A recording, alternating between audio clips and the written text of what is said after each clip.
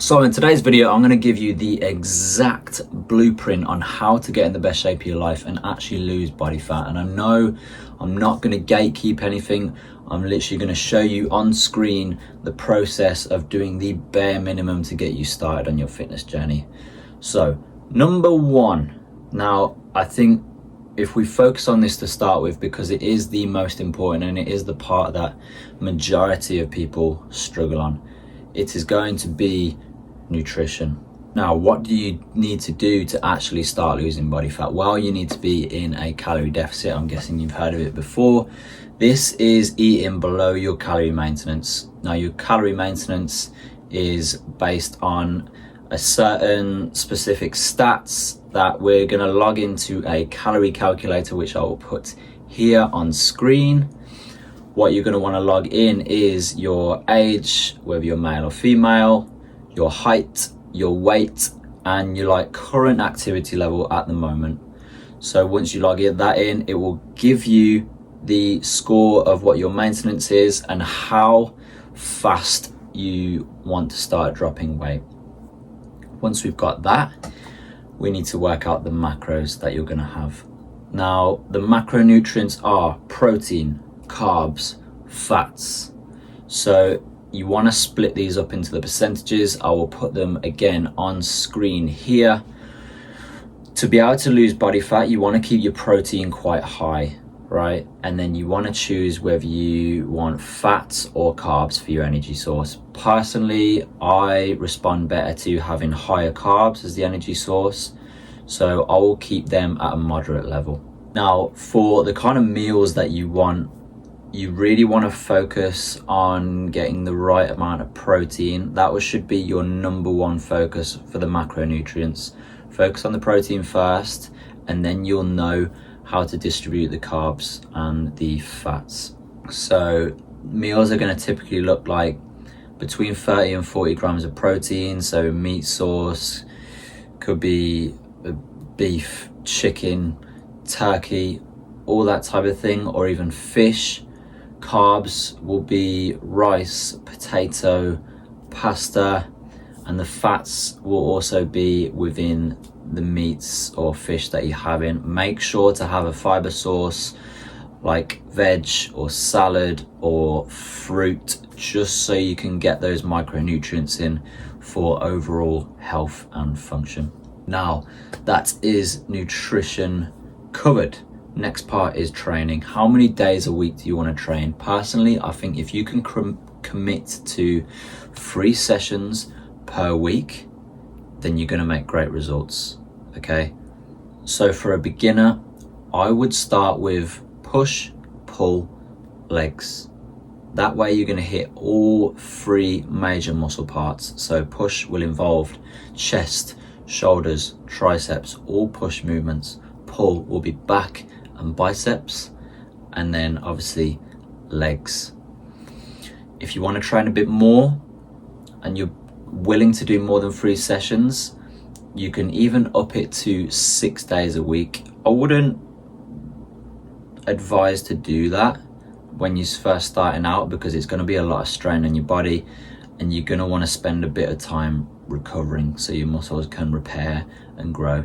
So I would stick to 3 to 4 days and go with that. The most important thing you can do is follow a training program. Getting used to certain movements, doing the same ones every single week, so you can then progress and up the weight every single time. Remember, progressive overload is key. Progressive overload is upping the weight, even if it's in little increments every week or 2, just to ensure you're getting stronger. And the only way you can do this is by following a structured program with moves that your body is completely comfortable with and you're not going to affect any injuries. And 2, movements that you actually enjoy. If you enjoy it, it's going to be more sustainable. Next up is rest. Now, when people first start out, this is probably something they don't really consider. When you're training so often throughout the week, your body needs time to rest and recover. Your muscles are only going to grow if they get time to rest. So you really need to incorporate, I'd say 2 to 3 days of rest per week. And it doesn't have to be sitting on your ass all day. It can be active rest, so you can still get your steps in. You can maybe go on a walk, on a treadmill, that type of thing, but I would just take a little bit of a rest from doing weights. Now, rest days are going to be just as important as training days. However, you don't need to eat as many calories as you do on the training days because, well, you're not going to be using as much energy. So just take that into consideration. Now, the fourth part is going to be cardio. This is going to be important to implement when you are trying to lose body fat, just to ensure you really are in a calorie deficit. Cardio helps to get the heart rate up, temperature rises, you're going to be burning more calories. Along with that, cardio is just great for your overall health, function, and mental well-being. You do half an hour of cardio. Honestly, after you come out of the gym, your endorphins will be flowing and you will feel incredible. Now, that being said, there is some daily habits that you're going to want to implement on your fat loss journey, just so they can compound and go towards you actually dropping body fat, and that will be getting your daily steps in. So obviously the cliche number is going to be 10k. Now, some people struggle to get their steps in because they've got a job where they're just like sat at a desk all day. So the best thing you can do is split it up into 3k increments. Try and get some steps in the morning, in the afternoon on your lunch break, and after work.